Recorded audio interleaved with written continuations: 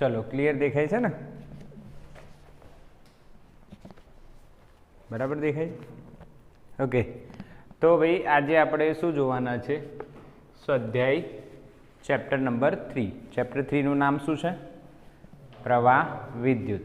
બરાબર, વિદ્યુત પ્રવાહ બેમાં જોયું, અવરોધ જોયું, છેલ્લે મીટરો જોયા, અલગ અલગ વિસ્ટન બ્રિજ છે, મીટર બ્રિજ છે, અને છેલ્લે કયું બ્રિજ જોયું તો આપણે? બ્રિજ નહોતું, પોટેન્શિયોમીટર હતું. આ બધું પતી ગયું અને હવે આપણે શું જોવાના છે ભાઈ? સ્વાધ્યાય. તો સ્વાધ્યાયના આપણી જોડે ઘણા બધા દાખલાઓ છે.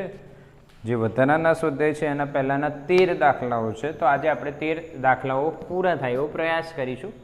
ન થાય તો નેક્સ્ટ લેક્ચરમાં આપણે જોઈશું. તો સૌથી પહેલો છે 3.1. તો કારની એક સંગ્રાહક બેટરીના EMF 12 વોલ્ટ છે. તો જે 3.1 છે એમાં બેટરી છે અને એ બેટરીના EMF 12 વોલ્ટ છે. જો બેટરીનો આંતરિક અવરોધ 0.4 ઓહ્મ હોય તો બેટરીનો આંતરિક અવરોધ 0.4 ઓહ્મ તો પ્રવાહ મેક્સિમમ કેટલો જશે? તો આ કઈ થિયરીમાંથી છે તમને કહી દઉં. વિદ્યુત કોષ, આંતરિક અવરોધ, ટર્મિનલ વોલ્ટેજ, એ જે EMF આખી થિયરી છે એનામાંથી આ છે. તો અને આપણે આઈનું સૂત્ર મેળવ્યું હતું, યાદ હોય તો. I is equals to epsilon upon r plus small r. પર I max જોઈએ તો કેપિટલ R ને શું કરી દેવાનું? 0. તો એપ્સિલોન અપોન r, એપ્સિલોનની વેલ્યુ 12, આરની વેલ્યુ 4 ગુણ્યા 10⁻1.4 ને 4 તરી 12 એટલે જવાબ આવશે 30 એમ્પિયર. ચલો લખતા રહો મારી સાથે. સિમ્પલ છે, એકદમ ઇઝી. હા કે ના? I max is equals two શું થશે? એપ્સિલોન અપોન આંતરિક અવરોધ R. એટલે જવાબ આપણો આવી જાય. બિલકુલ ઇઝી એકદમ.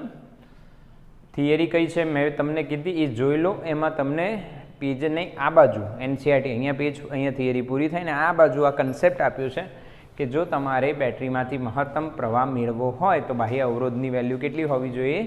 0. ઓકે, હવે 3.2 જુઓ. 10 વોલ્ટ જેટલું EMF અને 3 ઓહ્મ જેટલો આંતરિક અવરોધ ધરાવતી બેટરીને, એટલે EMF આપ્યું છે 10 વોલ્ટ અને 3 ઓહ્મ આંતરિક અવરોધ આપ્યો છે. એક અવરોધક સાથે જોડવામાં આવે છે, એટલે એક અવરોધ સાથે જોડવામાં આવે છે. જો પરિપથમાં પ્રવાહ 0.5 એમ્પિયર છે એટલે I ઇઝ ઇક્વલ્સ ટુ કેટલું છે? 0.5 એમ્પિયર છે. તો અવરોધકનો અવરોધ શોધો એટલે R શોધવાનો છે. ઓકે, જ્યારે પરિપથ બંધ હોય તે સ્થિતિમાં બેટરીના ટર્મિનલ વોલ્ટેજ કેટલો હશે? એટલે ટર્મિનલ વોલ્ટેજ V પણ શોધવાનો છે. Clear question? ક્વેશ્ચન ખબર પડી? અગેન સેમ થિયરીથી આ ક્વેશ્ચન છે કે તમને એપ્સિલોન R અને I આપ્યું છે. આ વખતે બાહ્ય અવરોધ તમારે શોધવાનો છે, કેમ કે I મેક્સિમમ નથી. I મેક્સિમમ હોય ને તો બાહ્ય અવરોધ અહીંયા R પ્લસ હતું ને એ R શું થઈ જાય? 0. પણ અહીંયા નથી. તો આપણી જોડે સોલ્યુશનમાં ઇક્વેશન એ જ છે, I is equals two epsilon upon R plus small r, ઓમનો નિયમ. બરાબર. હવે કેપિટલ R શોધવાનું હોય તો શું થશે ભાઈ? Capital R plus small r is equals two epsilon upon I. તો capital R is equal two શું લખાય? Epsilon upon I minus small r. Simple છે. તો એપ્સિલોનની વેલ્યુ કેટલી છે? 10, આઈની વેલ્યુ 0.5 માઇનસ આરની વેલ્યુ 3. તો 10 ભાગ્યા 0.5, 0.5 એટલે 1/2 એટલે 20 માઇનસ 3 શું આવશે બેટા? 17 ઓહ્મ. ચેક કરતા રહેજો જવાબને. 17 ઓહ્મ છે ને? યસ. હા, 10 ભાગ્યા 0.5 એટલે 20, 20 માઇનસ 3 17 ઓહ્મ થઈ. બીજો ક્વેશ્ચન છે ટર્મિનલ વોલ્ટેજ. બેટા ટર્મિનલ વોલ્ટેજ એટલે શું એ બી તમને ખ્યાલ હોવું જોઈએ. બેટરીના બે છેડા વચ્ચેનો વિદ્યુત સ્થિતિમાન જ્યારે બેટરીમાંથી પ્રવાહ વહે તો આંતરિક અવરોધમાં વોલ્ટેજ વ્યય થાય. એટલે કેટલો વોલ્ટેજ હોય બેટરીની અંદર? એપ્સિલોન, અને IR જેટલો વેસ્ટ થાય. તો V બરાબર એપ્સિલોન માઇનસ IR. એક આ સૂત્ર આવે અને બીજું સૂત્ર આવે I ઇન્ટુ કેપિટલ R. આ બંને એક જ સૂત્ર છે, જવાબ સરખો આવશે. આઈની વેલ્યુ કેટલી?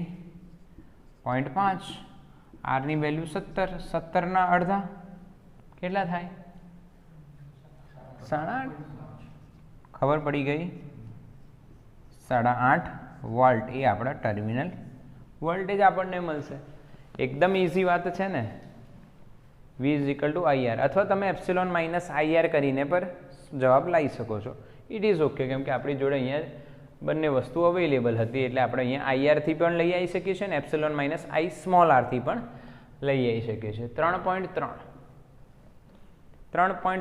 જો બે પાર્ટમાં ક્વેશ્ચન છે. એ 1 ઓમ 2 ઓમ અને 3 અવરોધ શ્રેણીમાં જોડ્યા છે. એટલે 1 ઓમ 2 ઓમ અને 3 ઓમ શ્રેણીમાં જોડ્યા છે. હવે આ સંયોજનનો કુલ અવરોધ શોધવાનો છે. તો સંયોજનનો કુલ અવરોધ એટલે પહેલા ક્વેશ્ચનનો સોલ્યુશન શું થશે? સંયોજનનો કુલ અવરોધ. તમે આન્સર ડાયરેક્ટ કહી શકો છો બેટા. R ઇક્વિવેલન્ટ કેટલું લખાય? R1 + R2 + R3 શ્રેણીમાં સરવાળો થાય 1 + 2 + 3, 3 ને 2 5 ને 1 6 ઓમ. આવી જાય આન્સર. બિલકુલ ઇઝી. ઓકે. હવે બી ક્વેશ્ચન શું કહે છે? જો બીમાં શું છે? જો આ સંયોજનને 12 વોલ્ટ જેટલું EMF અને અવગણ્ય આંતરિક અવરોધ સ્મોલ r 0 બેટરી સાથે જોડવામાં આવે તો દરેક અવરોધને છેડે વોલ્ટેજનો તફાવત કેટલો? એટલે આ જે સંયોજન છે ઉપરવાળું 1 ઓમ 2 ઓમ અને 3 ઓમ, અને આપણે 12 વોલ્ટની બેટરી સાથે જોડીએ તો અહીંયા પ્રવાહ વહે કેટલો? I. હવે બેટરીમાંથી જેટલો પ્રવાહ જાય એટલો જ પાછો આવે, because current is a smart boy. અમે તમને કીધું હતું. એટલે જેટલો પ્રવાહ જશે એટલો જ પ્રવાહ પાછો આવશે. ઓકે, સોરી અવરોધ છે, મેં કેપેસિટર ડ્રો કર્યા છે. શું છે? અવરોધ છે અને મેં કેપેસિટર ડ્રો કર્યા છે. ઓકે, ચેપ્ટર 2 ની યાદ આવી ગઈ. 1, 2 અને 3. જો કે જવાબ સાચો છે, વેલ્યુ સાચી છે, પર કેપેસિટરનો સંજ્ઞા કરી દીધી. ઓકે, ચલો ઠીક. તો 1, 2 અને 3 ઓમ વચ્ચે પીડી કેટલો? આના વોલ્ટેજ કેટલા? તો આનો V1 કહી દો, આનો V2 કહી દો અને આનો V3. શ્રેણીમાં વોલ્ટેજનું વિભાજન થાય. તો ભાઈ V1 કેટલો? તો ભાઈ ઓમનો નિયમ શું કહે છે? IR1 માની લો. તો આઈની વેલ્યુ શોધવી પડશે પહેલાં. I બરાબર શું થશે બેટા? કુલ વોલ્ટેજ અપોન કુલ અવરોધ. વોલ્ટેજ 12 છે અને અવરોધ 6 છે, એટલે જવાબ કેટલો આવશે? 2 એમ્પિયર. વોલ્ટેજ 12 છે અને આનું કુલ અવરોધ 1, 2, 3, 3 ને 3 6 શ્રેણીમાં છે, એટલે સિમ્પલ I આવ્યો 2 એમ્પિયર. એટલે અહીંયા I 2 ગુણ્યા અવરોધની વેલ્યુ 1 છે, એટલે જવાબ કેટલો આવશે બેટા? 2 વોલ્ટ. 1 ઓમના 2 છેડા વચ્ચે વોલ્ટેજ. ચલો 2 ઓમના I ઇન્ટુ R2 શ્રેણીમાં પ્રવાહ સરખો રહે, તો શું આન્સર આવશે બોલો? 2 ગુણ્યા 2 એટલે 4 વોલ્ટ. અને V3 I ઇન્ટુ R3. આ બધો ઓમના નિયમ લાગી રહ્યો છે. વોલ્ટેજ શોધવું હોય સિમ્પલ ઓમનો નિયમ લગાવી દીધું, કેમ કે I ખબર છે અને R ખબર છે. તો અહીંયા આવશે 2 ગુણ્યા 3 એટલે જવાબ કેટલા આવશે? 6 વોલ્ટ. હવે જો આનો સરવાળો કરી દો. 6 ને 4 10 ને 2 12. તો 12 હતા, 12 આવી ગયા. બિલકુલ. હા, હાલાકી આવું ન થાય.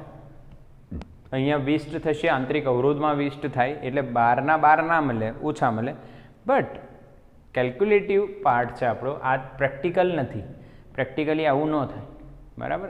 થોડુંક પ્રવાહ અવરોધમાં ઉષ્મા ઉર્જા સ્વરૂપે I2RT સ્વરૂપે વેસ્ટ થશે.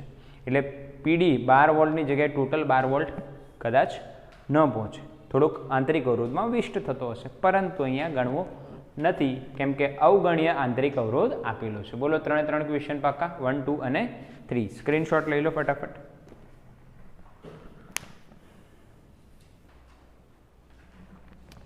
ચલો, 3 પ્રશ્નો બિલકુલ ક્લિયર થઈ ગયા છે. હવે આપણે ચોથો પ્રશ્ન જોઈએ. શું છે ચોથો પ્રશ્ન? પણ 2 પાર્ટમાં આવે છે. કેટલા પાર્ટમાં આવે છે? 2 પાર્ટમાં. એ અને બી 2 વસ્તુ આપી છે. તો 3.4માં એ શું કહે છે અને એનું સોલ્યુશન શું આવશે? ચલો જોઈએ. 2 ઓહ્મ, 4 ઓહ્મ અને 5 ઓહ્મના 3 અવરોધો સમાંતરમાં જોડેલા છે. તો આ સંયોજનનો કુલ અવરોધ શોધવાનો છે. ઓકે, તો 2 ઓહ્મ પછી 4 ઓહ્મ પછી 5 ઓહ્મ. ઓકે, આ સમાંતરમાં જોડેલા છે. તો પહેલો ક્વેશ્ચન છે સમતુલ્ય અવરોધ. હા, સંયોજનનો કુલ અવરોધ. તો કુલ અવરોધ કેટલો થશે સમાંતરમાં? તમને ખબર જ છે, 1/R ઇક્વિવેલન્ટ શું લખાય? 1/R1 + 1/R2 + 1/R3. સમાંતરમાં આવું જ થાય, બરાબર ને? સમાંતર જોડાણમાં 1/R1 + 1/R2 + 1/R3 આવું જ થાય. હવે 1/2 + 1/4 + 1/5. તો 20 લસા લઈ લેવાય. હા, તો અહીંયા કેટલું આવશે ઉપર? 10. અહીંયા કેટલું આવશે? 5. અહીંયા કેટલું આવશે? 4. તો કેટલું થયું? આ 19/20. પર આ કોને બરાબર આવ્યો? 1/R equivalent. તો R ઇક્વિવેલન્ટ શું આવશે બેટા? 20/19 ઓહ્મ, એટલે 1 point something something something. Yes or no? આવે છે? જવાબ ચેક કરી લેજો. Okay, yes or no? આવ્યું ને? ક્લિયર કહેજો. ઓકે, તો આ કુલ અવરોધ આપણો થઈ ગયો. બી પાર્ટમાં શું કહેશે? જો બીમાં શું છે એ જો આ સંયોજનને 20 વોલ્ટના EMF અને અવગણ્ય આંતરિક અવરોધવાળી બેટરી સાથે જોડવામાં આવે તો દરેક અવરોધમાંથી વહેતો પ્રવાહ અને બેટરીમાંથી ખેંચાતો કુલ પ્રવાહ, એટલે દરેક અવરોધમાંથી વહેતો પ્રવાહ શોધવાનો છે. પર કેટલા વોલ્ટની બેટરી લગાવી દેવાની છે? 20 વોલ્ટની. હવે બેટરીમાંથી ખેંચાતો પ્રવાહ પહેલાં શોધીશું. કેટલો ખેંચાશે? તો બેટા I, ટોટલ I આપણે રાખીએ અહીંયાથી. બેટરી I પ્રવાહ બહાર કાઢશે. તો I, ઓહમનો નિયમ શું કહે છે? પ્રવાહ શોધવું હોય તો EMF તમને આપ્યા છે ε/R ઇક્વિવેલન્ટ, કેમ કે આંતરિક અવરોધ કેટલો છે? 0. તો 20/20/19 એવું જ છે ને? 20/20/19. તો બેટા જવાબ કેટલો આવશે? 19 એમ્પિયર. કેમ કે આ 20 કટ, છેદનો છેદ ક્યાં જશે? અંશમાં. એકદમ ઇઝી. ઓકે, હવે દરેક અવરોધમાં કેટલો પ્રવાહ જાય છે એ શોધવાનો છે. તો ભાઈ માની લો આમાં I1 જાય છે, આમાં I2 જાય છે અને આમાં I3. કેમ કે સમાંતર જોડાણમાં પ્રવાહનું શું થાય? વિભાજન થાય. એટલે પ્રવાહ તૂટશે. તૂટીને પહેલો પ્રવાહ I1, 2 ઓહ્મમાંથી પ્રવાહ I1 બરાબર કેટલું થાય? તો ઓહમનો નિયમ શું કહે છે? I બરાબર V/R. આ સમાંતરમાં વોલ્ટેજ સરખા રહેશે. તો 20/2. 20 વોલ્ટ છે / R કેટલું છે? 2. એટલે જવાબ કેટલો આવશે? 10 એમ્પિયર. પછી 4 ઓહ્મમાંથી પ્રવાહ કેટલો? I2 બરાબર 20/4. કેટલો આવશે? 5 એમ્પિયર. Yes, simple. 20/4 થશે ને? વોલ્ટેજ 20 છે અને અવરોધ 4. અને I3 કેટલું થાય? સિમ્પલ. 5 ઓહ્મમાંથી પ્રવાહ I3 20/5, એટલે જવાબ શું આવશે? 4 એમ્પિયર. ઓકે, એટલે આ ટ્રીક ખબર પડી તમને કઈ રીતના શોધવું પ્રવાહનું વિભાજન. પહેલા દાખલામાં શું હતું? વોલ્ટેજનું વિભાજન શ્રેણીમાં થાય, અને બીજા દાખલામાં શું છે? પ્રવાહનું વિભાજન સમાંતરમાં થઈ રહ્યું છે, અને પ્રવાહ શોધવા માટે ઓમના નિયમનો ઉપયોગ થઈ રહ્યો છે. બિલકુલ સિમ્પલ. ઓકે. અને વિભાજનમાં જો આઈ ટોટલ થયો કે નહીં થયો? જો 10 ને 5 15, 4 19, આ 15 મળી ગયા, અને 19માંથી 15 બાદ કરો એટલે ત્રીજું તો ઓટોમેટિક મળી જાય, એટલે પ્રવાહનું વિભાજન થાય. બોલો ક્લિયર? પહેલા પાઠમાં સમતુલ્ય અવરોધ સમાંતરમાં આવડે, અને પછી પ્રવાહ શોધવાનું છે. હવે આપણે નેક્સ્ટ ક્વેશ્ચન તરફ જઈએ. 3.5. ઓકે. જો એક ગરમ કરવા વપરાતા ઘટક તાર હીટિંગ એલિમેન્ટનો ઓરડાના તાપમાને એટલે કે 27 ડિગ્રી સેલ્સિયસે અવરોધ આપ્યો છે 100 ઓહ્મ. એટલે ઓરડાના તાપમાને આપણે T0 લખીએ 27 ડિગ્રી સેલ્સિયસ, અને ત્યારે અવરોધ છે 100 ઓહ્મ. જો અવરોધકના દ્રવ્યની અવરોધકતાનું તાપમાન ગુણાંક આલ્ફા આપ્યો છે 1.70 × 10⁻⁴ ડિગ્રી સેલ્સિયસ ઇનવર્સ, તો આપેલ હોય તો તારનો અવરોધ 170 થાય ત્યારે તેનું તાપમાન કેટલું? તો અવરોધ 170 ઓહ્મ થાય ત્યારે એનું તાપમાન કેટલું થાય? ક્લિયર? હા કે ના? સિમ્પલ ને? હવે આ કયો ટોપિક આવે? આ ટોપિક આવે અવરોધકતાનો તાપમાન પર આધાર. એમાં સૂત્ર હતું, યાદ કરો બેટા, R બરાબર R0 into the bracket 1 plus alpha T minus T0. યાદ આવ્યું? 3.3 અને 3.4 ઉદાહરણ આના પરથી જ છે, એના પહેલાંની થિયરીમાં છે. 3.4 અને 3.3 બંને ઉદાહરણ આના પરથી છે. ઓકે. હવે આપણે ટી શોધવાનો છે. તો ટી શોધવા માટે આપણે શું કરીશું? તો મેં ડાયરેક્ટ લખતા પણ તમને શીખવાડ્યું છે, પરંતુ સ્ટેપ બાય સ્ટેપ લખશો તો R/R0 -1 is equal to alpha T minus T0. જો કઈ રીતના R0 છેદમાં ગયું, આ 1 આ બાજુથી આમ ગયું તો -1. હવે લસા લઈ લો. શું લઈ લો?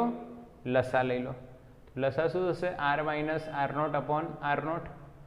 આલ્ફા ક્યાં આવશે? છેદમાં, પ્લસ T0 આ બાજુ આવી ગયું, તો શું વધ્યું? ટી. બરાબર છે ને? આ તમે ડાયરેક્ટ પણ લખી શકો છો, કોઈ વાંધો આપણને આવવાનો નથી. હવે ટી શોધવાનું છે બેટા. તો ટી બરાબર R માઇનસ R0. આરની વેલ્યુ 170 -100, તો 17 ભાગ્યા R0 100 છે, આલ્ફા 1.70 × 10⁻⁴ છે, પ્લસ T0 કેટલા છે? ઓરડાનું તાપમાન 27. બરાબર. હવે કેલ્સી વગર કેલ્ક્યુલેટ થાય એવો દાખલો છે. આને કટ કરશો તો અહીંયા 10 આવ્યા, 1 0 ગયા, 17 ભાગ્યા 1.7 એટલે 1.7 × 10 એટલે 17 થઈ ગયા, એટલે 1.7 × 10 એટલે 17 આવી ગયા, એટલે કટ કરી દીધું આપણે. 10 અને 100 છે એટલે નીચે 10 વધ્યા. આ 10 × 10⁻⁴ એટલે 10⁻³ ઉપર ગયા, 10+3 પ્લસ 27, 1027 ડિગ્રી સેલ્સિયસ. બોલો આવે છે આન્સર? હા કે ના? જોઈ લો. સમજ પડી કે નહીં? કે ના ખબર પડી ગઈ? બિલકુલ. કેલ્ક્યુલેશન એકદમ ઇઝી છે. કઈ રીતના કરવું ખબર પડી ને? તો આનો સ્ક્રીનશોટ લઈ લો બેટા ફટાફટ.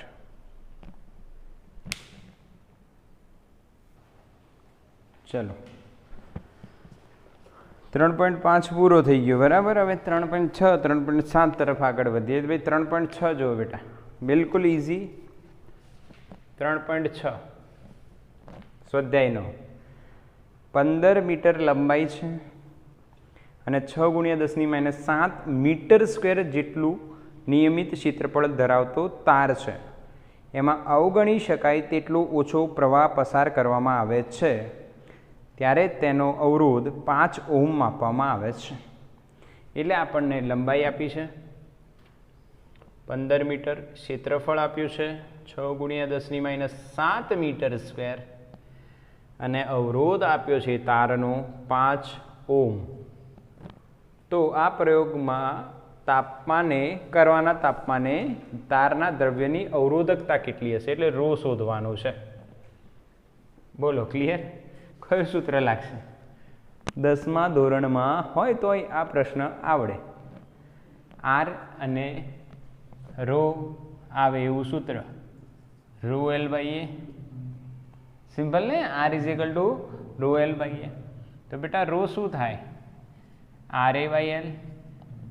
આરની વેલ્યુ 5, ક્ષેત્રફળ 6 × 10⁻7 અને એલ 15.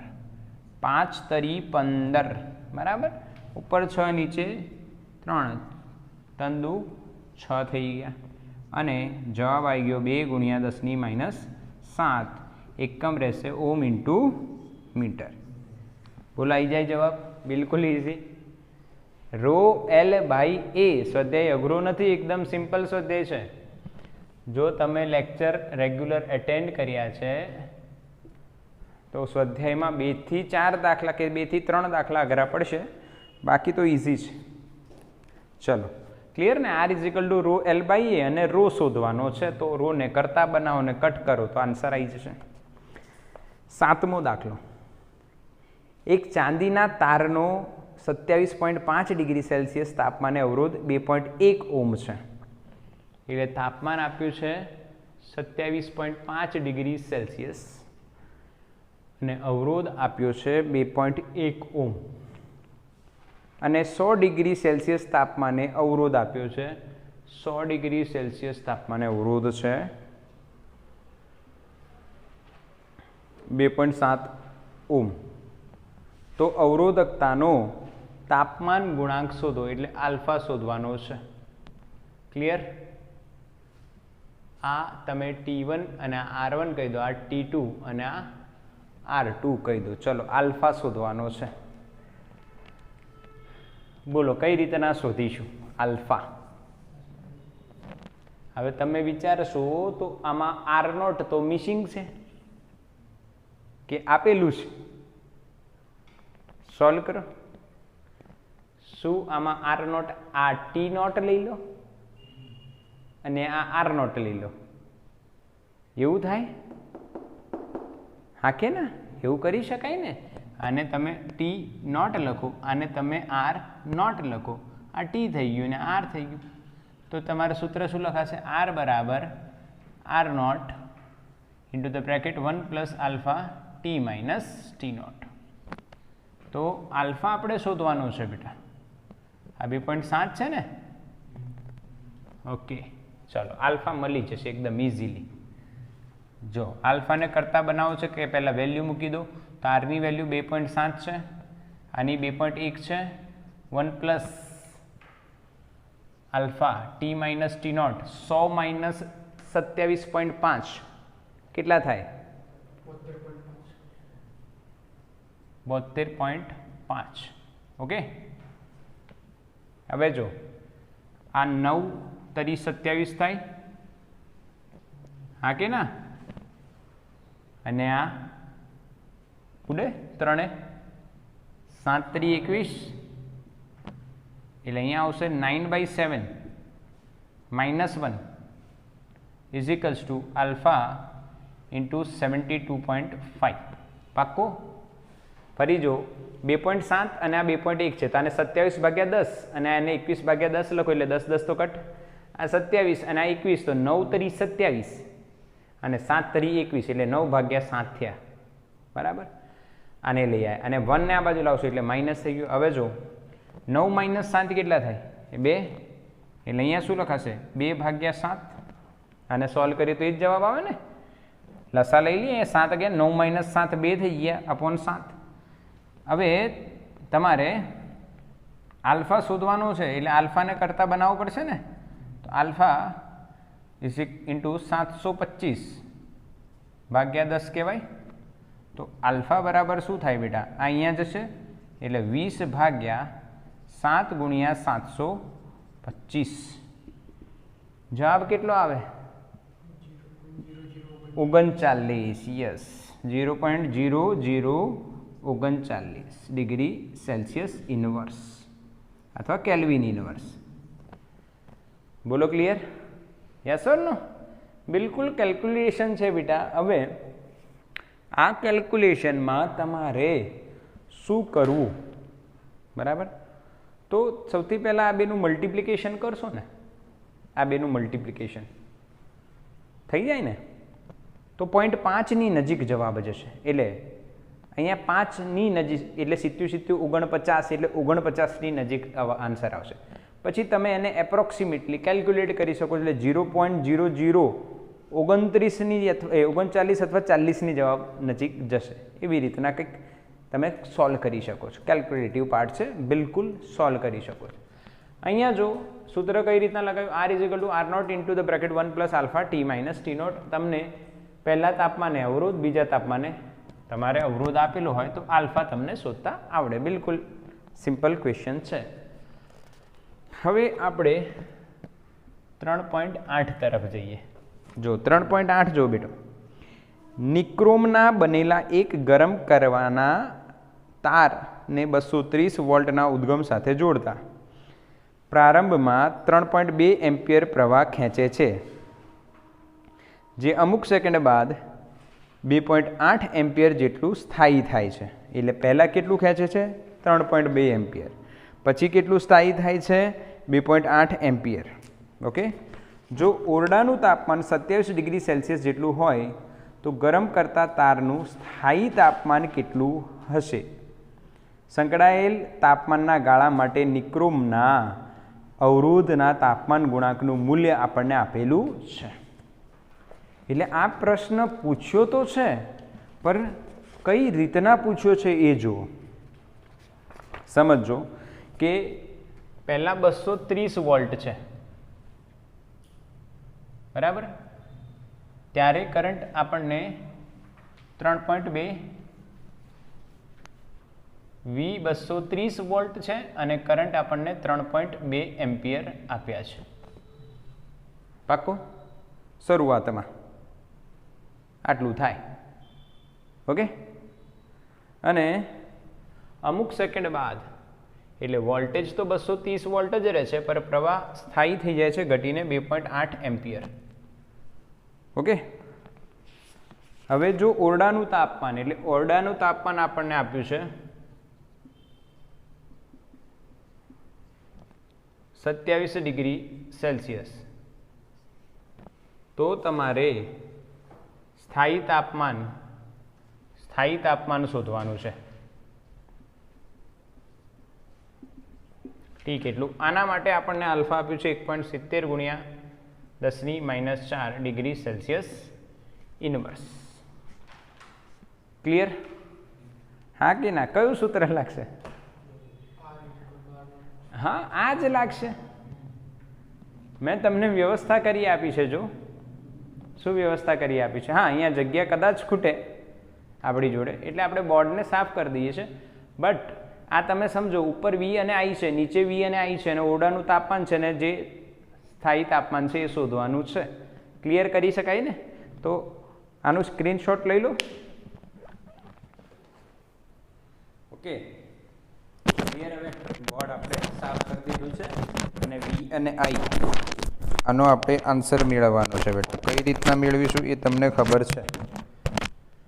સૂત્ર ઓલરેડી ખબર છે. મેં કીધું તો અહીંયા જે સૂત્ર હતું એનું એ જ 3.7 વાળું સૂત્ર લાગવાનું છે. બસ આમાં વી અને આઈ આપ્યા છે, બીજું કશું નથી નવું. તો સોલ્યુશનમાં આપણે લખીશું બેટા R = R0 × (1 + α t - T0).